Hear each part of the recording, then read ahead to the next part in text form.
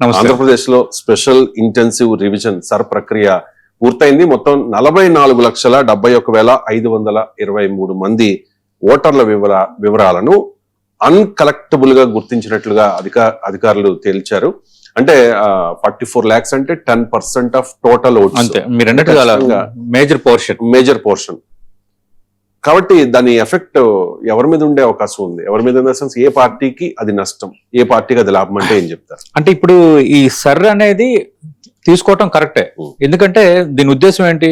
ప్రధానంగా ఎక్కడెక్కడైతే ఈ వేరే అడ్రస్ లో న్యూస్ ఉండడం, దాన్ని స్ట్రీమ్లైట్ చేయటం, మరణించిన ఓటు కంటిన్యూ అవుతుండడం, అలాగే 2 కార్డులని కలిగి ఉండడం, ఓటర్లు అందుబాటులో లేకపోవడం, ఇలాంటి క్రైటీరియాస్ తో ఈ సర్ ప్రక్రియని తీసుకొచ్చి ఎవరు అసలైన ఓటర్లు, దానికి ఒక సిస్టమేటిక్ గా దాన్ని ఒక సరళీకృతం చేసే విధానంలో తీసుకున్న విధానం. అయితే ఇక్కడ తెలంగాణలో మనకు తెలుసు August 3 వరకు కొంత గడువు పెంచారు. ఇక్కడ పూర్తి స్థాయిలో ప్రక్రియ పూర్తి కాలేదు.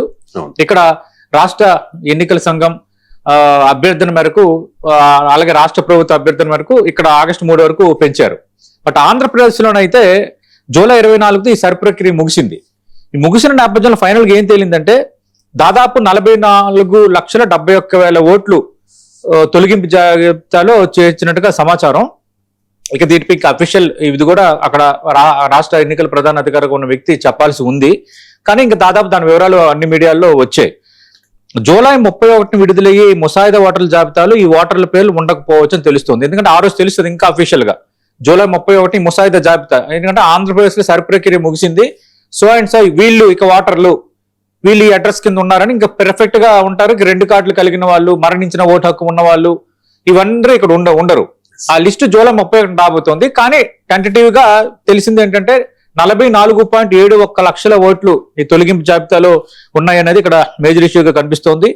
ఇక్కడ మనం చూస్తే ఈ ఏడాది May 25 నాటికి, అంటే ఈ సర్ ప్రక్రియ ప్రారంభించడానికి ముందు మొత్తం ఆంధ్రప్రదేశ్ లో ఉన్న ఓట్లు మనం చూస్తే 4,16,26,694 మంది ఓటర్లు ఉన్నారు. అందరికీ ఎన్యూమరేషన్ ఫారాలు పంపిణీ చేసి దాన్ని తిరిగి స్వీకరించి డిజిటలైజ్ కూడా చేశారు. వివరాల సేకరణకు వీలు కాని ఫారాలు కూడా డిజిటల్ అయినట్టుగా ఎన్నికల సంఘం పరిగణిస్తోంది. ఇప్పుడు ఏంటంటే ఇవి మనం ఇందాక ప్రస్తావించినట్టుగా వీటిలో అత్యధిక ఓటా మరణించిన ఓటర్లు, అంటే ఓటు హక్కు ఉంది కానీ వాళ్ళు మరణించారు అంటే ఇంకా అది ఉండదు.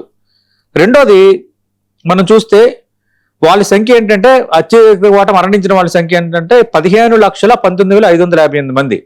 అంటే 15,19,558 మంది ఓటర్లు మరణించి ఉన్నా ఇంకా వాళ్ళు ఓటర్ లిస్ట్ లో ఉన్నారు, వాళ్ళకి ఓటు గుర్తింపు కార్డు ఉంది. ఇలాంటివి దొంగ ఓట్లకు అవకాశం ఉంటాయి. ఇప్పుడు ఆ ఓటర్ ఉండకపోయినా ఓటర్ లిస్ట్ లో ఉంది, ఆ నేపథ్యంలో ఎవరో ఒకరు ఓటు వేసే అవకాశం ఉంది. రెండోది ఇక శాశ్వతంగా చిరునామా మారిన వారు, అంటే పర్మనెంట్ గా చిరునామా మారిన వారు 14 లక్షలు ఉన్నారు. అన్ట్రేసబుల్ ఆబ్సెంట్ ఓటర్లు, అంటే ట్రేస్ కాలేదు ఆబ్సెంట్ ఓటర్లు, అసలు ఆ ఓటర్ ఉన్నాడా లేదనేది ఇన్ఫర్మేషన్ లేదు. అలాంటి ఓటర్లు 7,76,000 మంది ఉన్నారు. డబుల్ ఎంట్రీలు అంటే ఫర్ ఎగ్జాంపుల్ విశాఖపట్నంలో ఓటు హక్కు ఉంటుంది, అదే వ్యక్తికి కడపలో కూడా ఉండొచ్చు, తిరుపతిలో ఉండొచ్చు, ఇక్కడ ఉండొచ్చు. ఎందుకంటే మన ఇప్పుడు ఇక్కడే హైదరాబాద్ చాలా మంది ఉన్నారు. హైదరాబాద్ లో ఉన్న చాలా మంది ఓటర్స్కి 2 ఓటర్ కార్డులు ఉన్నాయి. ఒకటి ఆంధ్రప్రదేశ్ ఉంది, ఇక్కడ కూడా ఉంది. కొందరు అక్కడికి వెళ్ళి ఓటు హక్కు వినియోగించుకున్న వాళ్ళు ఉన్నారు. అదే సందర్భంలో ఇక్కడ కూడా వాళ్ళకి ఓటు ఉన్న సందర్భం ఉంది. ఒక్క అసెంబ్లీ ఎన్నికలు సమయంలో మాత్రమే ఆంధ్రప్రదేశ్ వెళ్తున్నారు. మిగతా GHMC ఇక్కడ జరిగే లోకల్ ఎలక్షన్స్ వీటన్నిటిలో కూడా ఇక్కడ మళ్ళీ ఓటు హక్కు వినియోగించుకుంటున్నారు. డబుల్ ఓటు ఉండకూడదు కదా. అలాంటి ఓటర్లు కూడా ఇక్కడ ఆంధ్రప్రదేశ్ లో సర్ ప్రక్రియ ముగిసిన తర్వాత అలాంటి ఎంట్రీలు 7,32,566 ఉన్నాయి. అలాగే 2002 నాటి ఓటర్ జాబితాతో మ్యాపింగ్ కాని వారు 8,55,000 మంది ఉన్నారు. ఎందుకంటే 2002 జాబితాను ఇక్కడ ప్రామాణికంగా తీసుకున్నారు కాబట్టి వాళ్ళు మ్యాప్ కాలేదు. సరే, ఇవన్నీ అయిపోయాయి, సర్ ప్రక్రియ ముగిసింది. కానీ ఈ 44 లక్షల ఓట్లు ఎవరివి? ఈ 44 లక్షల ఓట్లు గతంలో పోల్ అయ్యాయా? ట్రేస్ కాని ఓట్లు, మరణించిన ఓట్లు కూడా ఈ ఓటర్ లిస్ట్ లో ఎలా ఉన్నాయి అనేది ఇప్పుడు చాలా కీలకమైంది. ఇప్పుడు ఈ ఓట్లు ఎవరివి అని ఇప్పుడు, ఎందుకంటే మనకు తెలుసు, మనం 2024 ఎన్నికల లెక్కలు తీసుకుంటే అటు వైఎస్ఆర్ కాంగ్రెస్ పార్టీకి 40% ఓట్లు వచ్చాయి. ఆ 40% ఓట్లలో ఇవేమైనా ఉన్నాయా? ఒకటి లేదు. కూటమి పరంగానే తీసుకుందాం, కూటమికి కూడా 50% వరకు వచ్చాయి, 49 పాయింట్ ఓట్లు వచ్చాయి. వాటిలో ఏమైనా ఉన్నాయా? ఈ ఓట్లు 44 లక్షల ఓట్లు ఇప్పుడు తొలగింపుకు గురవుతున్నాయి. ఈ 44 లక్షల ఓట్లు తొలగింపుకి సహజ కారణం ఉంది. చెప్పాను కదా, అన్ట్రేసబుల్, మరణించటము, తర్వాత శాశ్వత జీరామా లేకపోవటం, డబల్ ఓటు ఉండటం, వీటన్నిటికి సంబంధించినవి. దీని ఇంపాక్ట్ ఇప్పుడు ఎవరి మీద పడుతుంది అన్నది ఇప్పుడు చర్చ స్టార్ట్ అవుతుంది. పార్టీ ఒక కూటమి అధికారంలోకి రావడానికి ఖచ్చితంగా ఈ ఓట్లు కీలకమే. ఎందుకంటే మనం చూసుకుంటే కనుక 2024 ఎన్నికల్లో 50% కూటమికి వస్తే 40% వైసీపీకి వచ్చింది. అంతే కదా, 10% అంటే అధికారం ఎవరి చేతిలోకి రాబోతోంది అనేది డిసైడ్ చేసే ఫ్యాక్టర్ కీలకమైన ఇది. ఖచ్చితంగా. అంటే ఒక రకంగా 175 నియోజకవర్గాలు 44 లక్షలు ఓట్లు తీసేటప్పుడు ఖచ్చితంగా చాలా ఇంపాక్ట్ ఉన్న ఓట్లు ఇవన్నీ. అంటే అలా మనం సరాసరి చూసుకుంటే అందుకు ఇప్పుడు ఏంటంటే ఇది ఎవరి ఇంపాక్ట్ ఎవరి మీద పడుతుందని. అంటే ఇక్కడ ప్రతిపక్షాల విమర్శలు ఏంటి? తెలంగాణలో 1 కోటి ఓట్లు తొలగించబోతున్నారు సర్ ప్రక్రియ ద్వారా అని స్వయాన్ని ఇక్కడ ముఖ్యమంత్రి రేవంత్ రెడ్డి మాట్లాడుతున్నారు. అలాగే బీఆర్ఎస్ కొన్ని ఆరోపణలు చేస్తుంది. లేదు, ఇది కరెక్ట్ పద్ధతి అని బీజేపీ అంటుంది. బెంగాల్లో 90 లక్షల ఓట్లు తొలగింపుకు సంబంధించి కూడా కొంత రాజకీయంగా దుమారం రేపింది. కానీ ఇప్పుడు ఏంటంటే ఈ ఓట్లు సర్ ప్రక్రియ అనేది మంచిదే, మనం వెల్కమ్ చేయాల్సిందే. కానీ ఇప్పటి వరకు 44 లక్షల ఓట్లు ఏవైతే తొలగింపబడుతున్నాయో సర్ ప్రక్రియ తర్వాత, ఇవి ఇప్పటి వరకు ఇందులో కనీసం సగం ఓట్ల పరంగా తీసుకున్నాం మనం.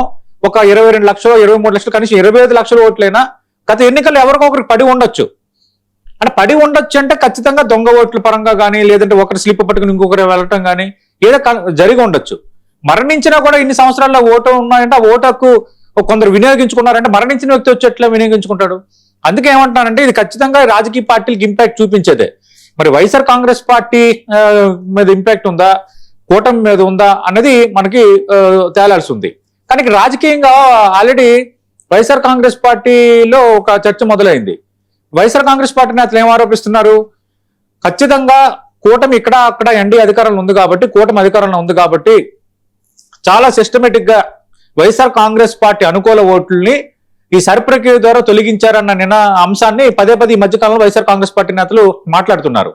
కొందరు బయటకు మాట్లాడకపోయినా ఒక అనుమానం వ్యక్తం చేస్తున్నారు, మా ఓట్లు అక్కడెక్కడ ఉన్నారు కదా అని. ఎందుకంటే గతంలో ఈవీఎంలు మేనేజ్ చేశారని వైఎస్ఆర్ కాంగ్రెస్ పార్టీ ఆరోపించింది.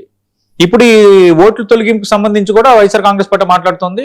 ఇప్పుడు ఈ జూలై 31న ముసాయిదా వచ్చిన తర్వాత ఖచ్చితంగా వైఎస్ఆర్ కాంగ్రెస్ పార్టీ దీన్ని ఇష్యూ చేసుకునే అవకాశం ఉంది. కానీ ఇక్కడ తొలగించిన ఓట్లన్నిటికీ ఒక సహేతుక కారణాలు కూడా ఉన్నాయి.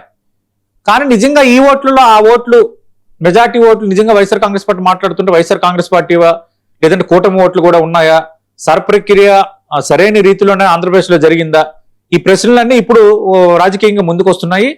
ఏదేమైనా ఖచ్చితంగా ఎవరో ఒకరికి గట్టిగా ఇంపాక్ట్ ఉండే అంశమే. బట్ వైఎస్ఆర్ కాంగ్రెస్ పార్టీలో కొంత కలవరం కనిపిస్తుంది. అంటే కలవరం అంటే దాని అర్థం ఏంటంటే అక్కడ ఇక్కడ ఎన్డీఏ అధికారంలో ఉంది కాబట్టి ఏదో చేసుంటారు, మమ్మల్ని దెబ్బతీసే ప్రయత్నం చేసుంటారు అన్నది వీళ్ళ అనుమానం. అంటే వైసీపీ సింపథైజర్స్ ఎవరో గుర్తించి వాళ్ళ ఓట్లు లేకుండా చేశారనేది ఆ పార్టీ భావన. అంటే ఆ పార్టీ అనుమానం, ఆ పార్టీ అనుమానం. కానీ వాళ్ళు అనుమానం పడుతున్నారు. కానీ సరి ప్రక్రియకు సంబంధించి కేంద్ర ఎన్నికల సంఘం అంత కరెక్ట్ గానే ప్రక్రియ చేశామని ఆంధ్రప్రదేశ్ రాష్ట్ర ఎన్నికల ప్రధానాధికారి కూడా దాని మీద వివరణ ఇచ్చారు. ఇప్పుడు 31 అంటే కరెక్ట్ ఇంకా 5 రోజులు. ఈ 5-6 రోజుల్లో ఫైనల్ ముసాయిదా రిలీజ్ అయిపోద్ది. రిలీజ్ అయిపోయిన తర్వాత ఖచ్చితంగా ఈ గణాంకాలన్నీ తేలుతాయి. అప్పుడు కూడా మాకు నేను ఉండి కూడా మా ఓటుకు తొలగించారని ఎవరైనా ఇష్యూని రేజ్ చేశారంటే మాత్రం అది కొంచెం దుమారం రేపే అవకాశం ఉంది.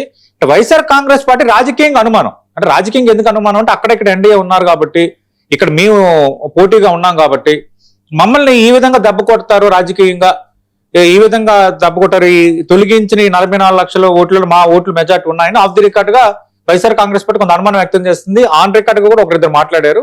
కానీ జూలై 31 ముసాయిదా రిలీజ్ అయిన తర్వాత ఖచ్చితంగా వైఎస్ఆర్ కాంగ్రెస్ పార్టీ దీనిపై రెస్పాండ్ అయ్యే అవకాశం అయితే ఉంది.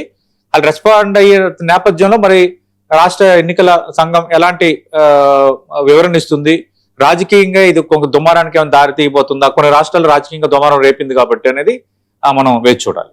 రైట్. ఇక ఒక్క నిమిషం, దీనికి కంటిన్యూషన్ గా ఈ జాబితాలో జిల్లాల వారీగా కూడా డీటెయిల్స్ ఇచ్చారు. అదేంటంటే మొత్తం 16 జిల్లాల్లో 10% పైగా అన్కలెక్టబుల్ ఫారాలు ఉన్నాయి. అంటే ఫారాలు ఇచ్చారు.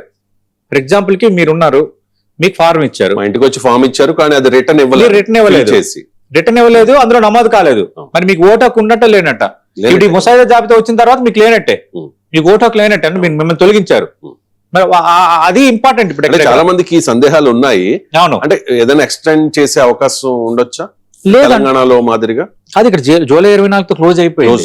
ఇక్కడ క్లోజ్ అయిపోయింది. ఇప్పుడు మెయిన్ ఇప్పుడు ఎక్కడ టసల్ స్టార్ట్ అవుతుందంటే, మీరు చూడండి 16 జిల్లాల్లో 10% పైగా అన్కలెక్టబుల్ ఫారాలు ఉన్నాయి. అంటే అన్కలెక్టబుల్ ఫారాలు అంటే వాళ్ళకి ఓటు హక్కు ఉంది, వాళ్ళకి ఫార్మ్ ఇచ్చారు, 2002 జాబితాలో సరి చూసుకోమన్నారు, ఆ డీటెయిల్స్ నింపి ఇమ్మన్నారు, కానీ ఆ ఫామ్ ఇవ్వలేదు కాబట్టి జాబితాలో లేరు. అంటే వాళ్ళు ఓటర్గా ఓటు హక్కు కలిగి ఉండొచ్చు, కానీ ఇప్పుడు ఓటు హక్కు ఉండదు. ఇలాంటి అనుమానాలు పార్టీలకు ఉన్నాయన్నమాట. అంటే అన్కలెక్టబుల్ ఫారాలు లెక్క, లేదంటే ఫారాలు ఉన్నా కూడా తీసుకోలేదా, ఇలాంటి అనుమానాలు ప్రశ్నలు ఇప్పుడు వీళ్ళు లేవనెత్తుతున్నారు. ఈ జూలై 31 తర్వాత ఇదంతా బయటకు వస్తుంది. స్పెసిఫిక్ గా చూస్తే ఇందులో ఈ జాబితాలో అంటే అన్కలెక్టబుల్ ఫారాల జాబితాలో తిరుపతి 16.26%తో టాప్ లో ఉంది. తర్వాత నెల్లూరు 14.72%, పోలవరంలో 14%, కర్నూలు 13%, గుంటూరు 13.2%, కడప 12.91%, నంద్యాలలో 12.71%, అల్లూరి జిల్లాలో 12.66 ఉన్నాయి. మీ పేరు లేకపోతే ఏం చేయాలి, మీ పేరు లేకుంటే ఆగస్టు 30 లోపు ఫామ్ 6 ద్వారా దరఖాస్తు చేసుకోవాలని సూచన కూడా చేశారంట. మరి ఇప్పుడు వీళ్ళు దరఖాస్తు చేసుకుంటారా లేదా, కరెక్ట్ గా చూసుకుంటున్నారా లేదో చూడాలి. 31 జాబితా వస్తుంది కాబట్టి కరెక్ట్ గా అక్కడి నుంచి 1 నెల రోజులు టైం ఉంది. ఒకరు లేకపోతే మనం అప్లై చేసుకున్న టైం అయితే ఇచ్చింది, ఎన్నికల సంఘం ఇచ్చింది. కాబట్టి మరి ఆ తర్వాత ఏం జరుగుతుంది అనేది ఆసక్తికరమే. కానీ రాజకీయంగా మాత్రం కొంత ఇది రచ్చక కారణమయ్యే అవకాశాలు కొంత కనిపిస్తున్నాయి.